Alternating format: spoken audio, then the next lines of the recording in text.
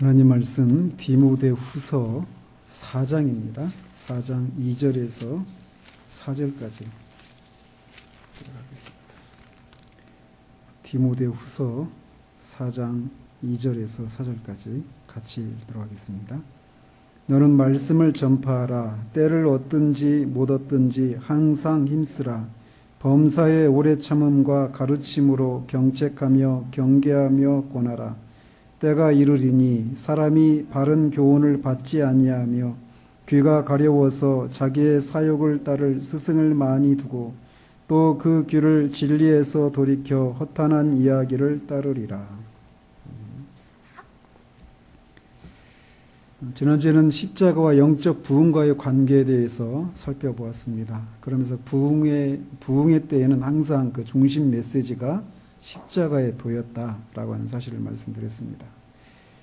그러면서 영적인 부흥을 가로막는 그 장애물들, 그리고 그 위험이 무엇인지, 그리고 그것에 대해서 어떤 태도들을 취해야 되는지에 대한 그런 내용들을 살펴보았습니다. 오늘은 이 십자가를 경험하라 시리즈 마지막으로 십자가와 선포라고 하는 제목으로 말씀을 살피고자 합니다.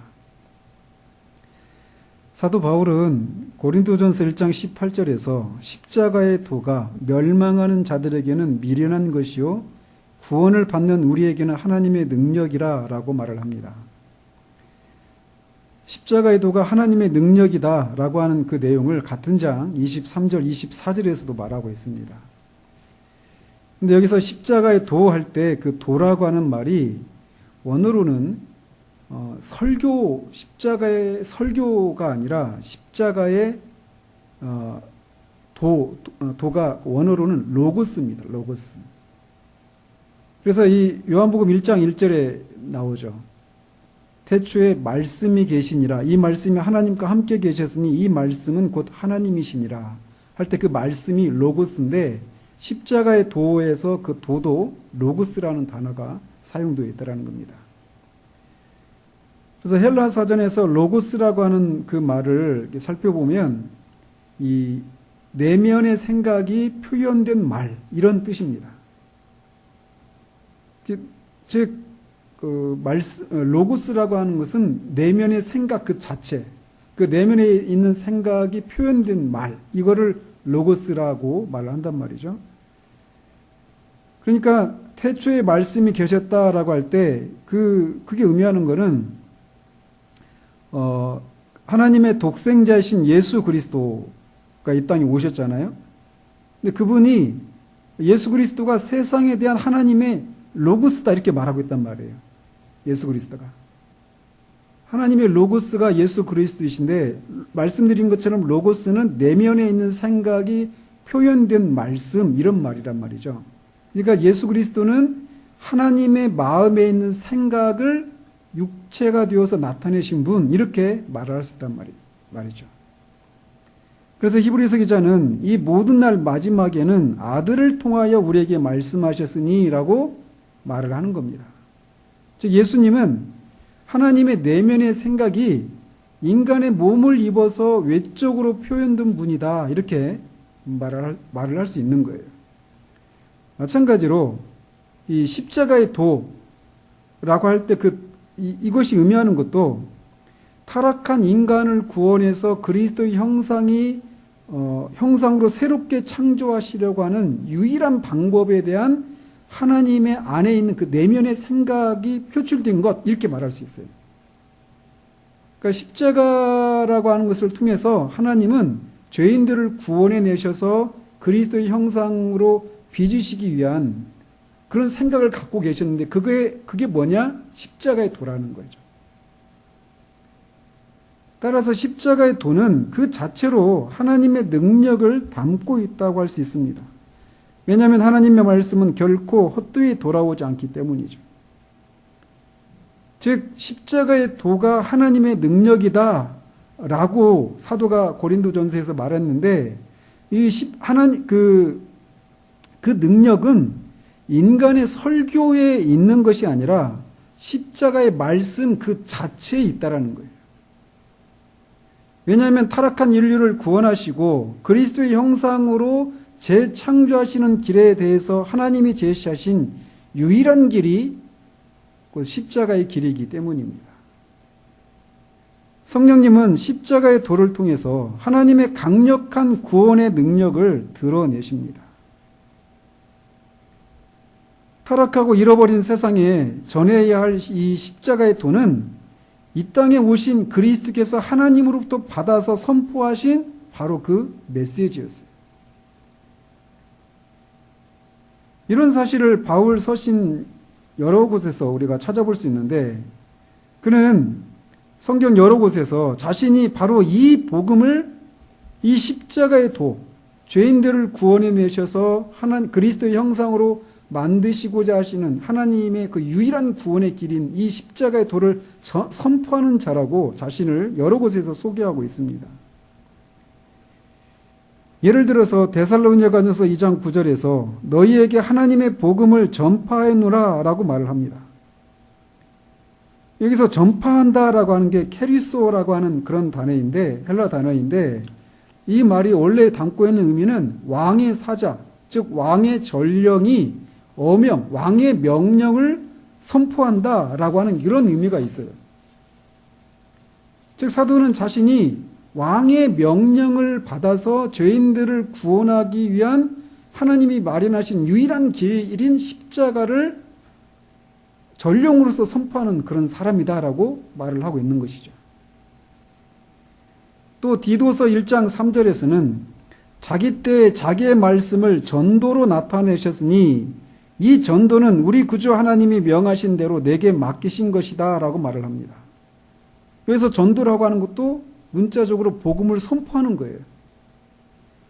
또 갈라디아서 1장 16절에서는 그의 아들을 이방에 전하기 위하여 그를 내 속에 나타내시기를 기뻐하셨을 때 이렇게 말하는데, 여기서 내 속에 나타내시기를 이라고 할 때 그 나타내신다라고 하는 것이 내 속에 선포하시기를 이런 뜻이에요.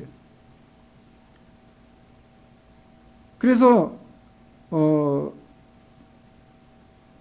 이렇게 그 복음을 선포하기 위해서는 그것을 선포할 사람이 필요한 것이죠. 그런데 바로 자신이 그런 사람이라고 얘기를 하고 있는 것입니다. 얘기를 하고 있는 겁니다. 그래서 사도는 이 디모데후서 1장 11절에서도 내가 이 복음을 위하여 선포자와 사도와 교사로 세우심을 입었노라 라고 자신이 받은 사명의 핵심이 무엇이냐? 죄인을 구원하기 위한 이 하나님의 유일한 길인 십자가의 도를 선포하는 사람이다라고 하는 자기 정체성을 분명히 하고 있다는 것입니다. 또 디모데전서 2장 6절 7절에서 이렇게 말을 하고 있어요. 그가 모든 사람을 위하여 자기를 대속물로 주셨으니 기약이 이르러 주신 증거니라. 이를 위하여 내가 전파하는 자와 사도로 세움을 입은 것은 참말이요 거짓말이 아니니 믿음과 진리 안에서 내가 이방인의 스승이 되었노라 라고 말을 하고 있습니다. 다른 구절들도 있는데 이런 구절들을 통해서 우리는 바울이 자신을 가리켜서 십자가를 선포하는 자로 분명하게 인식하고 있다라고 하는 것을 알 수 있습니다. 그렇다면 이 복음을 선포할 자로 세우심을 받은 선포자는 무엇을 선포해야 하는가? 너무 분명하죠. 첫째는 십자가에 달리신 그리스도를 선포해야 합니다. 그래서 고린도전서 1장 22절 23절에 이렇게 말을 해요. 유대인은 표적을 구하고 헬라인은 지혜를 찾으나 우리는 십자가에 못 박힌 그리스도를 전하니, 여기서도 선포하니 똑같은 말이에요. 그래서 십자가에 못 박히신 그리스도를 전해야 할 사람이 선포자가 해야 될 첫 번째 임무라는 것이죠. 그 메시지의 핵심적인 내용이.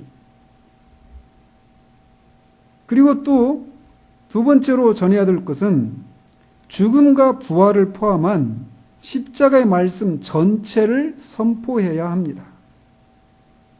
디모데후서 2장 8절에서 내가 전한 복음대로 다윗의 씨로 죽은 자 가운데서 다시 살아나신 예수 그리스도를 기억하라 라고 말을 하고 있습니다.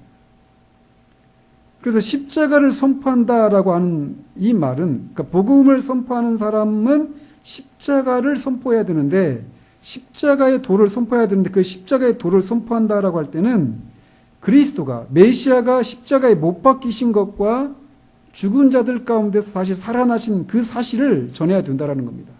즉 갈보리의 십자가와 부활이라고 하는 이 두 가지 진리를 항상 같이 전해야 한다는 거예요. 이 둘은 결코 분리되어서는 안 됩니다. 그리스도께서 육체적으로 죽으셨고 또 육체적으로 부활하셨다라고 하는 이 사실 둘 중에 어느 하나도 빠뜨려서는 안 된다라는 것이죠. 이게 복음을 선포하는 사람이 전해야 될 메시지예요.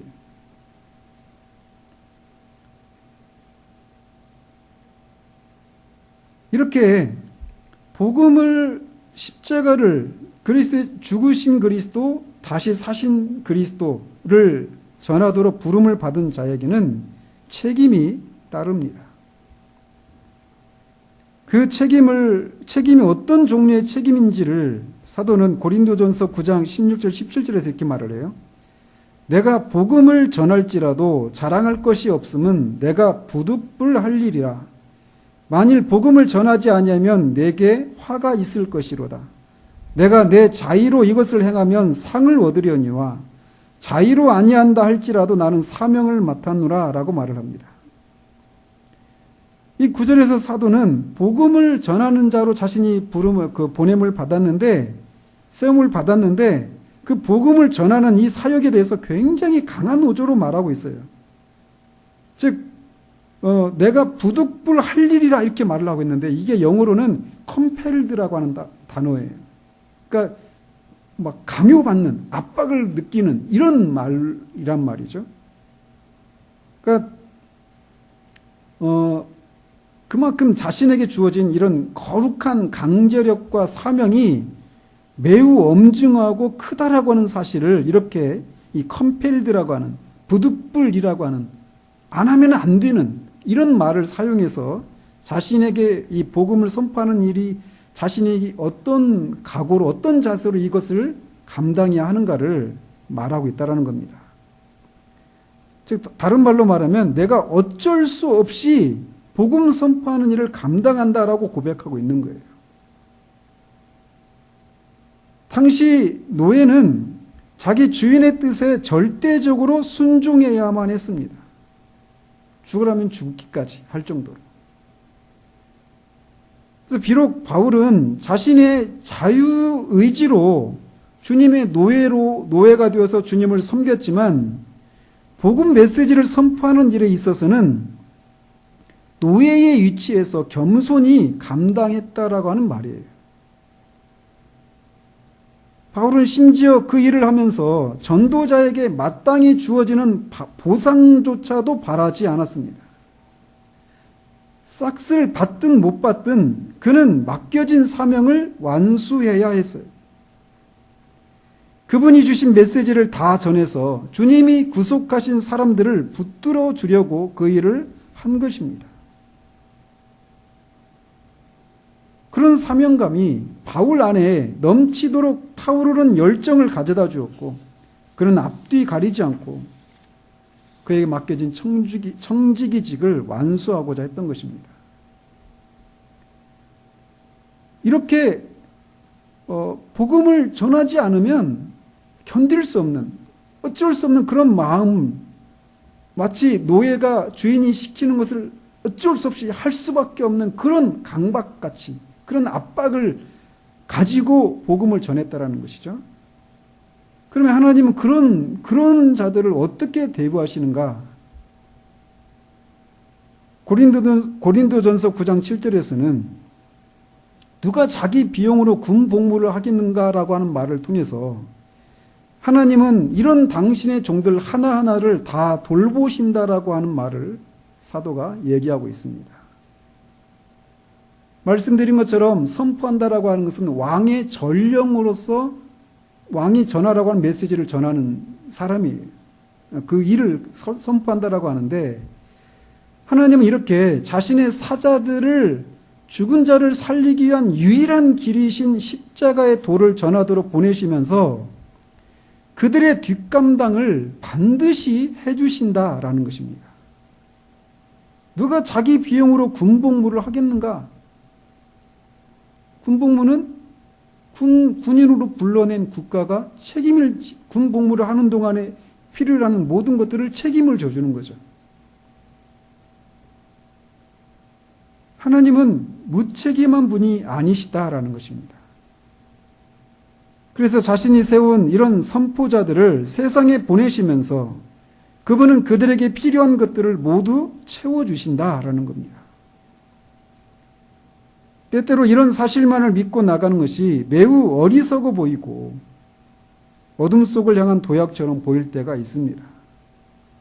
그러나 그렇게 미련한 듯 보이는 하나님을 향한 이 신뢰가 가장 뛰어난 지혜라고 하는 것을 성경은 우리에게 가르치고 있습니다. 바울은 그리스도께서 나를 보내신 것은 세례를 베풀게 하려 하심이 아니요 오직 복음을 전하게 하려 하심이다 라고 고린도전서 1장 17절에 말을 합니다. 복음을 전하는 자로서 세례를 베푸는 것도 중요한 일이겠지만 더 중요한 것이 있다라면 복음을 선포하는 것이다라는 것입니다. 그래서 선교지든지 어디서든지 복음을 전할 때 가장 중요한 일은 믿지 않는 자들에게 세례를 줘서 교회에 등록시키는 것이 아니라 복된 소식을 전하는 것에 있다라고 사도가 이 구절을 통해서 우리에게 말해주고 있는 거예요.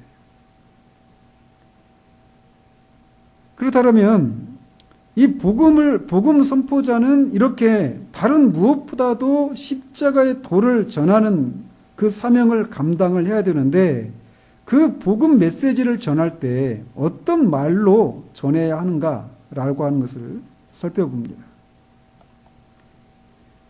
그것에 대해서 사도는 그리스도께서 나를 보내심은 세례를 베풀게 하려 하심이 아니요 오직 복음을 전하게 하려 하심이 이로되 라고 말하면서 이 고린도전서 1장 17절에 그렇게 말을 하면서 뒤에 이어서 이렇게 말을 합니다. 말의 지혜로 하지 아니함은 그리스도의 십자가가 헛되지 않게 하려 함이라 이렇게 말을 잇습니다. 즉 십자가의 도를 전하는데 말의 지혜로 하지 않는다라고 말을 하고 있어요. 즉 십자가의 도를 선포할 때는 어떤 아름다운 어떤 말이나 미사여구나 어떤 수사학적인 그런 언어 기교가 필요하지 않다라는 것입니다. 십자가는 단순히 순전하게 선포되어야 한다라는 거예요. 십자가를 설명하는 것이 아니라 십자가의 도 자체가 하나님의 능력이기 때문인 것입니다. 그래서 이 말의 지혜로 하지 아니함은 그리스도의 십자가가 헛되지 않게 하려 함이라 이 구절을 현대의 성경에서는 이렇게 번역을 합니다. 비록 내 설교가 빈약하게 들릴지도 모르지만 나는 어려운 말이나 현학적인 사상 따위를 섞어 설교할 마음이 없습니다. 그리스도의 십자가를 그러한 말재간으로 헛되게 만들어서는 안 된다고 생각하기 때문입니다라고 번역을 했어요.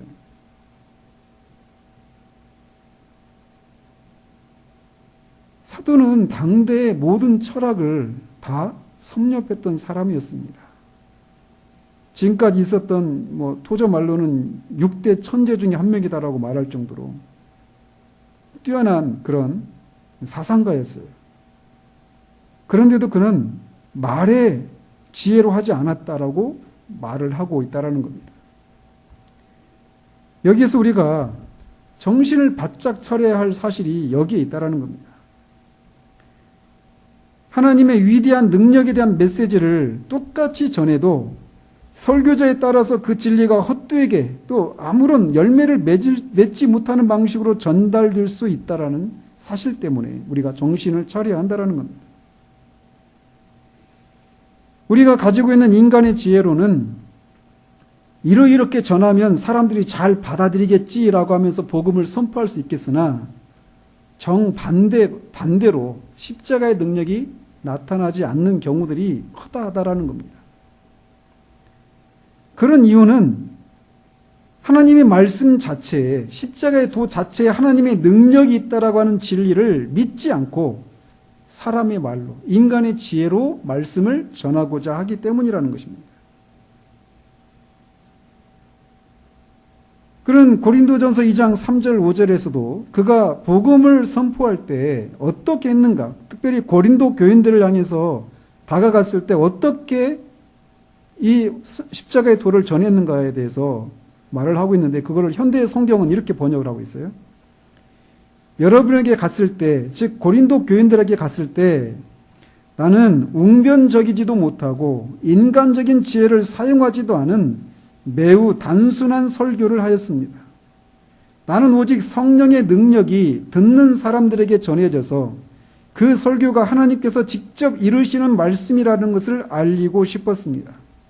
나는 여러분의 믿음이 인간의 지혜가 아니라 하나님의 힘에 바탕을 두고 견고히 서기를 바랐던 것입니다. 라고 번역을 하고 있어요. 그러면서 그 구절, 그 2장, 고린도전서 2장 3절에서 그가 이렇게 말을 해요. 고린도 교인들 앞에 나갔을 때 내가 약하고 두려워하고 힘이 떨었다라고 말을 하고 있습니다. 그는 늘 하나님의 능력으로 일했던 사람이었음에도 불구하고 고린도 교인들 앞에 나갔을 때 약하고 두려워하고 힘이 떨었다라고 번역하고 있습니다. 이 구절을 어떤 분들은 이제 고린도 교회 앞에 가기 전에 아테네에서 그 복음을 전했는데 큰 열매를 맺지 못한 것에서 이제 어떤 그런 실패를 경험하고 나서 고린도 교회로 갔는데 그 실패 경험 때문에 그랬다라고 하는데, 사실 그렇지 않습니다.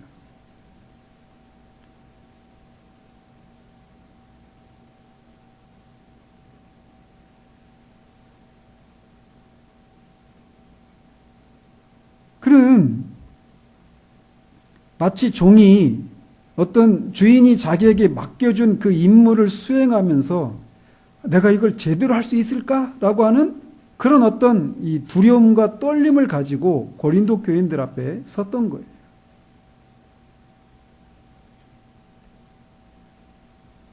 어떤 사람이 주님을 진지하게 신뢰하고 십자가의 도가 그의 생명이 되었다면 그에게는 자신이 내 이 무능력이 하나님을 실망시키지는 않을까? 아니면 내가 성령께 쓰임받기에 합당하지 않은 자가 되지는 않을까라고 하는 그런 두렵고 떨리는 근심이 생기는 것입니다. 바울은 설득력 있는 지혜의 말을 의도적으로 사용하지 않았습니다. 인간의 영향력이나 설득으로 하나님의 능력에 더욱 큰 힘이 실리는 것이 아니기 때문에 그래요. 그래서 그는 자신이 정말 하나님의 이 일을 감당할 수 있을까라고 하는 이런 마음으로, 두려움과 심이 떠는 그런 마음으로 복음을 전했던 것을 봅니다. 그러니까 그런 마음은 항상 하나님의 능력을 구하는 대로 이어지게 되겠죠.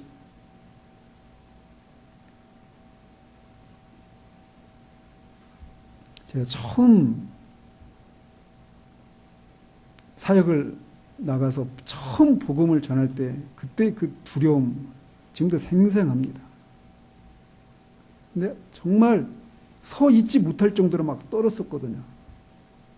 근데 그때 기도했던 게 뭐냐면, 하나님, 제가 제 얘기를 하려고 하는 게 아니라 복음을 전하려고 이 자리에 섰는데 이렇게 떨어서 무슨 권위가 서겠는가. 하나님의 복음임을 인해서 저를 강건케 해주시기를. 저는 그때 너무 놀랐어요. 제가 진짜 거짓말 않고요, 서지도 못했어요. 서지 못할 정도로 막 떨었거든요. 계속 뒤에 앉아있는 동안에도 계속 떨었었어요. 서는 것조차도 힘들 정도로. 그런데 그런 기도와 함께 그 떨림이, 두려움이 싹 사라져 버렸어요.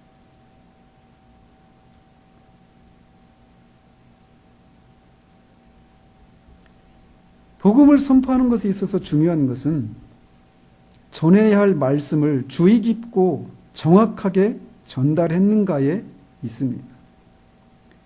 그렇게만 한다면 하나님께서 책임져 주실 것이고, 또한 말씀을 듣는 자는 자신이 들은 말씀에 대한 책임을 피할 수 없게 되는 거예요.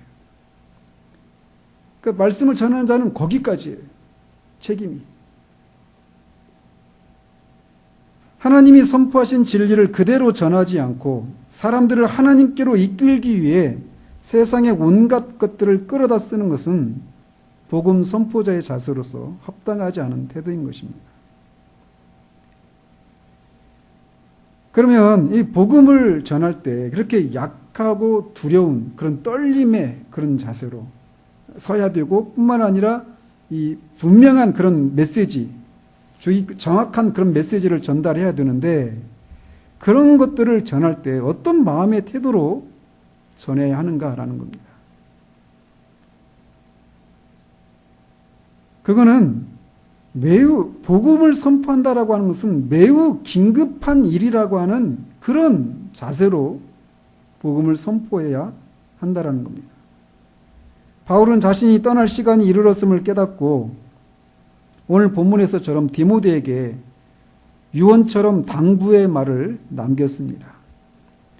하나님 앞과 살아있는 자와 죽은 자를 심판하실 그리스도 예수 앞에서 그가 나타나실 것과 그의 나라를 두고 엄히 명하노니 너는 말씀을 전파하라. 때를 얻든지 못 얻든지 항상 힘쓰라. 범사의 오래 참음과 가르침으로 경책하고 경계하며 권하라. 때가 이르리니 사람이 바른 교훈을 받지 아니하며 귀가 가려워서 자기의 사욕을 따를 스승을 많이 두고 또 그 귀를 진리에서 돌이켜 허탄한 이야기를 따르리라.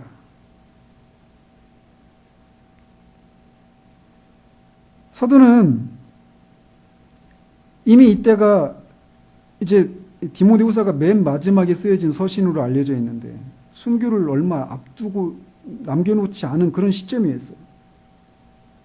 불과 몇 달? 이 정도.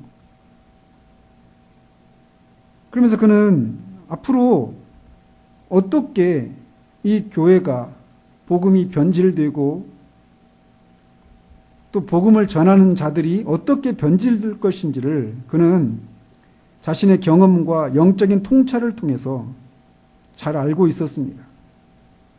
그래서 그런 얘기를 한 거예요. 그래서 마지막 때는 사람들이 이 귀가 가려워서 바른 교훈을 받지 않고 자기의 사욕을 따를 스승을 많이 두고 진리에서 돌이켜서 허탄한 이야기를 따르는 일들이 일어날 것이다 라고 말을 하고 있다는 겁니다. 이 사도의 이 예언 같은 이 말씀은 오늘날 우리들의 시대는 더 그런 것들을 볼 수 있습니다. 제가 그 설교를 듣지는 않았는데 존 메가더 목사님 그 설교 제목이 사람들이 믿지 않을 때 왜 우리는 믿어야 하는가, 이 설교 제목이 그거더라고요. 듣지는 못했습니다. 지금 우리가 살고 있는 시대에 믿지 않는 사람들이 훨씬 더 많고 한국교회 안에서 뭐 전 세계적인 흐름이에요, 이게.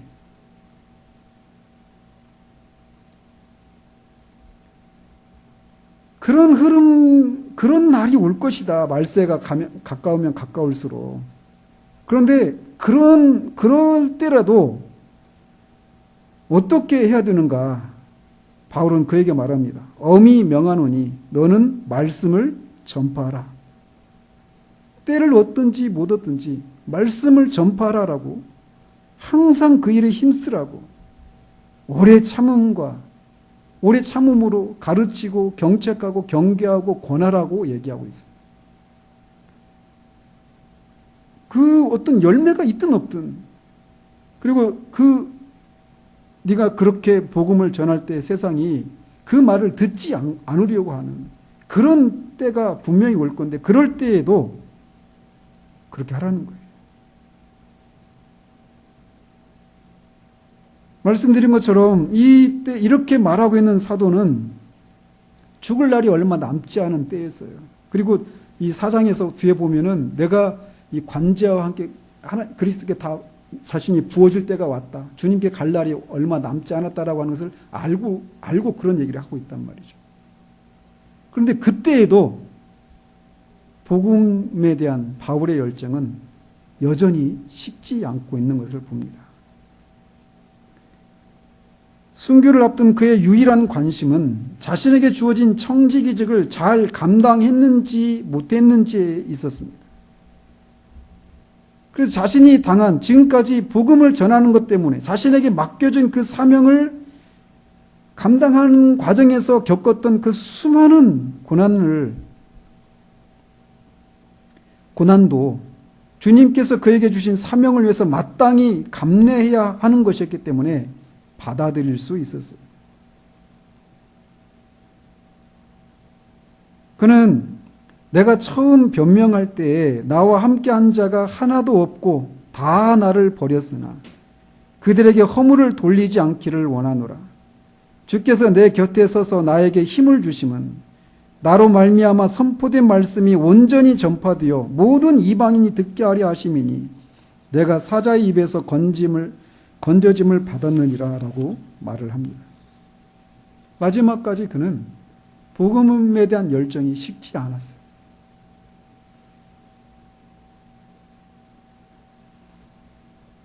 마지막으로 복음 전파자로서의 생활에 대해서 바울의 이 삶을 통해서 살펴보고자 합니다. 사도행전 20장에서는 바울이 에베소의 장로들을 밀레도라고 하는 도시로 초청해서 그들에게 마지막 설교를 당부를 하고 있는 장면이 나옵니다. 그러면서 그들에게 이 에베소 교회를 이렇게 섬기면서 횟수로 거의 3년 가까운 시간인데 그 시기 동안에 자신이 그 에베소의 성도들을 어떤 태도로 섬겼는지 이 복음을 전파하는 전파자로서의 그 사역을 어떻게 감당했는지를 그 구절들 속에서 우리가 읽을 수가 있습니다.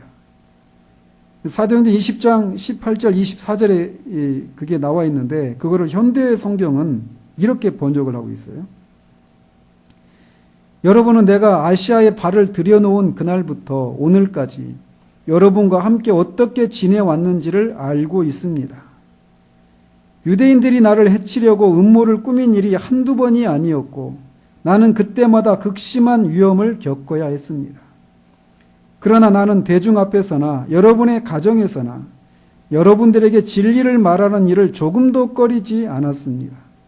나는 유대인에게나 이방인에게나 똑같이 주에서 떠나 우리 주님 예수 그리스도를 믿고 하나님께로 돌아와야 한다는 한 가지 사실만을 강조하였습니다. 이제 나는 거역할 수 없는 성령의 강한 힘에 이끌려 예루살렘으로 갑니다. 거기서 무슨 일이 나를 기다리고 있는지는 잘 모릅니다.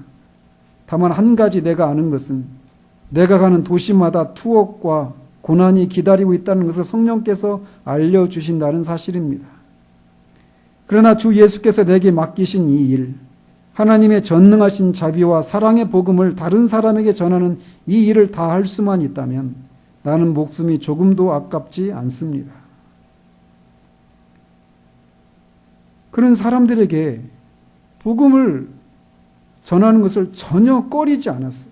어디에 있었든지. 그리고 그 복음을 전하는 것 때문에 분명히 앞에 고난이 기다리고 있다라고 성령을 통해서 알려주셨음에도 불구하고 자기에게 맡겨진 이 일을 감당할 수만 있다면, 그래서 하나님의 전능하신 자비와 사랑의 복음이 이방인들에게 전해줄 수만 있다면 자신의 목숨도 아깝지 않다라고 하는 그런 태도로 이 일을 감당하고 있었던 것입니다. 또 고린도 후서 6장 4절 10절에서도 그가 자신의 복음 선포 사역을 어떻게 감당했는지를 알 수 있는데 현대 성경이 또 이렇게 번역하고 있어요. 우리 스스로 참된 하나님의 일꾼임을 다짐하며 온갖 고난과 궁핍과 어려움을 참고 견디고 있습니다. 우리는 매를 맞고 투옥을 당하고 살기 등등한 폭도들을 만난 일도 있습니다. 심한 노동을 했고 한잠 못 자고 밤을 지낸 일도 있었으며 굶어야 했던 날도 많았습니다. 죽을 고비를 수없이 넘겼으나 우리는 이렇게 살아 있습니다. 부상은 당했지만 죽음은 면하였습니다. 우리의 마음은 상처를 받았으나 주님이 주시는 기쁨으로 가득 차 있습니다. 우리는 가난하지만 다른 사람에게 풍성한 선물을 나누어 주고 있습니다. 또 고린도후서 4장에서는 또 이렇게 얘기합니다. 이에 숨은 부끄러움의 일을 버리고 속임으로 행하지 아니하며 하나님의 말씀을 혼잡하게 하지 아니하고 오직 진리를 나타내므로 하나님 앞에서 각 사람의 양심에 대하여 스스로 추천하노라. 즉 그는 많은 사람들을 그리스도께로 인도하는 그 일에 정말 열심히 했는데 그 일을 간교한 속임수로 사람들에게 다가가지 않았다라는 겁니다. 즉 이런 모습들이 오늘날 단지 교인의 숫자를 늘리기 위해서 쓰는 방법을 가리지 않는 이런 일들이 자행되고 있고, 사람만 모인다라면 그것은 문제가 되지 않는, 어떤 수단과 방법을 동원해도 문제가 되지 않는 이런 시대에 바울의 이 태도는 우리에게 경각심을 불러일으켜 줍니다. 오늘날 교회가 사람의 영혼을 구원한다라고 하는 명목으로 여러 가지 사람의 잔꾀와 이 세상적인 방법을 가지고 사람들을 얼마나 많이 속이고 있는가라는 겁니다. 그러나 바울은 오직 십자가의 도만을 담대하게 의지하고 선포했어요. 구원을 주시는 하나님의 능력이 여기 오직 십자가의 도에만 있다라고 하는 사실을 믿고 솔직하고 정직하게 이 진리만을 선포하고 의지했던 것입니다. 그래서 오직 진리를 드러내서 각 사람의 양심에 호소했어요.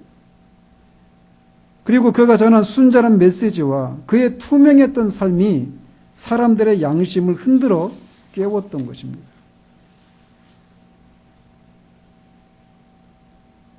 지금까지 우리가 살펴본 것처럼 우리도 이 바울의 그 영으로 일해야 합니다.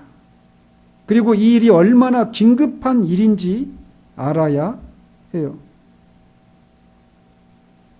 그리고 십자가의 도를 전하는 이 길만이 하나님이 능력을 베푸시는 유일한 통로임을 우리가 늘 기억해야 합니다. 이 진리를 새롭게 자각해야 우리가 십자가의 도를 지속적으로 선포할 수 있습니다. 그래서 이 배교의 시대에 교회의 배교를 막는 유일한 길은 사도 바울의 그 영과 사도 바울의 방법으로 또 사도 바울이 전했던 십자가의 도만을 선포하는 것으로 그 배교를 막을 수 있는 것입니다.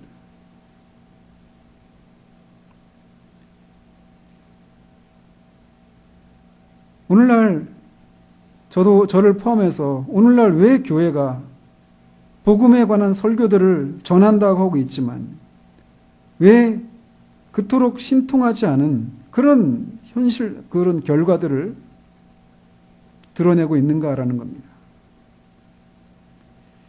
그런 질문을 던지면서 제시벤 루이스가 그런 문제에 대해서 고민하고 있을 때 어떤 작은 소책자를 접하면서 거기에서 이 문제에 대한 이런 질문에 대한 답을 찾았다고 얘기를 하고 있어요. 그러면서 그 자신이 발견한 그 조그만 그 소책자에서 그 저자가 말하기를 오늘날 가장 절실하게 필요한 것은 영혼들이 부활하신 주님께 나오도록 초대받는 것이라고 주장했다는 겁니다. 그녀는 거기에서 오늘날 우리의 복음 선포 방식에 문제가 있다라고 하는 것을 발견했다는 겁니다.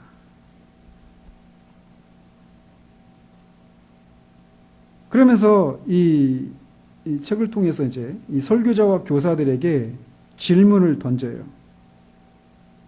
그래서 이 두 가지 메시지를 전한다고 한다면 어떤 메시지가 십자가의 도를 바르게 전하고 있는지를 이제 질문을 합니다. 첫 번째는 주 그리스도께서 갈보리에서 죄인을 대신하여 죽으셨습니다. 그분은 대속사역을 모두 완성하시고 승천하셨으며 이제 그분의 심부름꾼인 저는 주님이 갈보리에서 이루신 일을 근거로 죄인인 여러분을 부활하신 그리스도께로 초청합니다. 이렇게 전하는, 이렇게 이렇게 전한다라는 것이죠. 한 가지 방법은. 두 번째로는 구원이 필요한 모든 사람들은 주님께로 나아오십시오. 성령께서는 예수님의 갈보리 십자가 죽으심을 여러분에게 실제로 적용시켜 주십니다. 그분의 죽으심이 당신을 위한 것임을 깨닫고 살아계신 주님께로 나아오시기 바랍니다. 첫 번째 메시지와 두 번째 메시지의 차이를 알겠습니까? 첫 번째 메시지는 부활하신 그리스도께로 사람을 초청하는 거예요. 두 번째 메시지는 죄인들에게 얘기하는데 그분의 죽으심이, 갈보리 십자가의 죽으심이 당신을 위한 것이고 그것임을 깨닫고 살아계신 주님께로 나아오시기 바랍니다. 이렇게 말하고 있다는 거죠. 그러니까 첫 번째 메시지는 뭐가 빠져 있어요? 갈보리에서 죽으신 그리스도. 이게 빠져 있다는 겁니다. 그래서 이 첫 번째 전달된 메시지는 실상은 십자가를 전하지 않은 것이다라는 거예요. 그 결과 복음을 들었던 많은 사람들이 주님이 자신들을 위해서 죽으셨다는 사실의 참 의미를 깨닫지 못하고, 그래서 거듭남의 증거도 그들에게서 보일 수 없는 근본적인 변화도 경험하지 못하고 자신이 그리스도 안에서 새로운 피조물이 된다라고 하는 것이 무엇인지도 모르는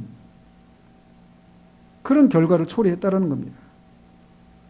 이렇게 부활하신 그리스도만을 지나치게 강조하다 보면 십자가를 설교하면서도 자기도 모르게 이 핵심을 빠뜨린 일이 발생했고 그 당시 교회 현실이 그런 것 때문이었다라고 하는 것을 말하고 있는 거예요. 물론 우리 주님은 살아계신 주님이십니다.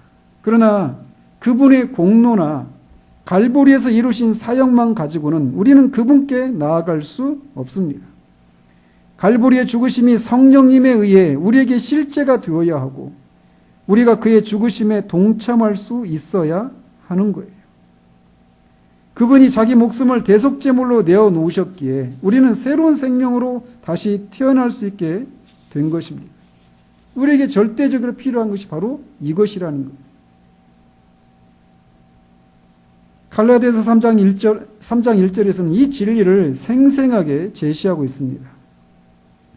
어리석도다 갈라디아 사람들아, 예수 그리스도께서 십자가에 못 박히신 것이 너희 눈앞에 밝히 보이거늘 누가 너희를 꾀더냐. 사도가 여기서 너희 눈앞에 밝히 보이거늘 이라고 말할 때 그 밝히 보인다라고 하는 것은 마치 플래카드를 내걸듯이 분명하게 드러냈다라고 하는 그런 의미라는 거예요. 바울이 십자가를 전할 때 그렇게 설교했다라는 겁니다. 그런 십자가의 도가 하나님의 권능이고 능력임을 선포했고 십자가에 못 박히신 그리스도를 갈라디아 사람들 앞에 플래카드로 분명하게 드러내는 것처럼 그렇게 밝히 드러냈다라는 겁니다. 그들은 마치 눈으로 직접 주님의 못 박히심을 보는 것처럼 그렇게 바울의 그 복음을 제시받았던 거죠. 따라서 우리가 복음을 전해야 한다라면 이런 메시지를 전해야 한다라고 그가 마지막에 권면합니다. 이것은 하늘에서 선포된 말씀입니다. 그분이 당신을 위해 십자가에 매달리셨습니다. 하나님의 어린 양을 바라보십시오. 그리고 이것을 선포할 때는 나를 의식하지 않고 담대한 목소리로 외쳐야 한다라는 거예요. 선포한다라고 하는 것은 앞에서도 말씀드린 것처럼 왕의 명령을 선포하는, 전령으로서 선포하는 거예요. 전령의 권위로 선포하는 것이 아니라 자신을 보낸 왕의 권위로 왕의 명령을 선포하는 거기 때문에 담대하게 두려움 없이 선포해야 한다는 거죠. 우리는 하나님께 주신 것들만 사람들에게 선포할 수 있습니다.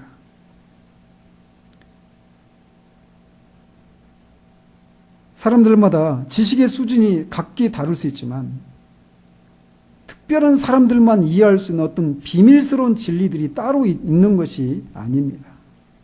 오직 하나님의 말씀을 그분이 주신 권세에 의지하고 담대하고 솔직하고 정직하게 선포할 뿐입니다. 따라서 진리를 더욱 깊은 진리를 알려준다라고 하는 그런 명분 아래 사람의 지혜로 잔꾀로 행하지 않도록 우리가 해야 한다라는 것이죠. 처음에 벌써 이제 4개월 전입니다. 이게 15번째 전하는 건데 십자가는 중심이에요. 모든 것의 중심이에요. 십자가는 모든 죄인을 구원하시는 하나님의 능력입니다. 십자가는 죄사함뿐만 아니라 우리의 육체가 또 세상에 대해서, 사탄에 대해서, 죄 자체에 대해서 죽은 것을 의미하는 것이고 우리가 그리스도 안에서 새로운 피조물이 되었다라고 하는 것을 말해주는 거예요. 그 중심적인 메시지를 전하도록 제가 또 우리 교회가 세워졌다는 것을 알고 사도가 마지막에 그 디모데에게 고백했던 것처럼 권면했던 것처럼 때를 얻든지 못했든지 말씀을 들으려고 한 사람들의 귀가 가려워져서 들으려고 하지 않는 그런 속에서도 그 말씀을 그것만이 죄인을 구원하는 유일한 길이기에 십자가의 도를 전하는 일에 열심을 내는 우리 모두이기를 주님 이름으로 축원드립니다.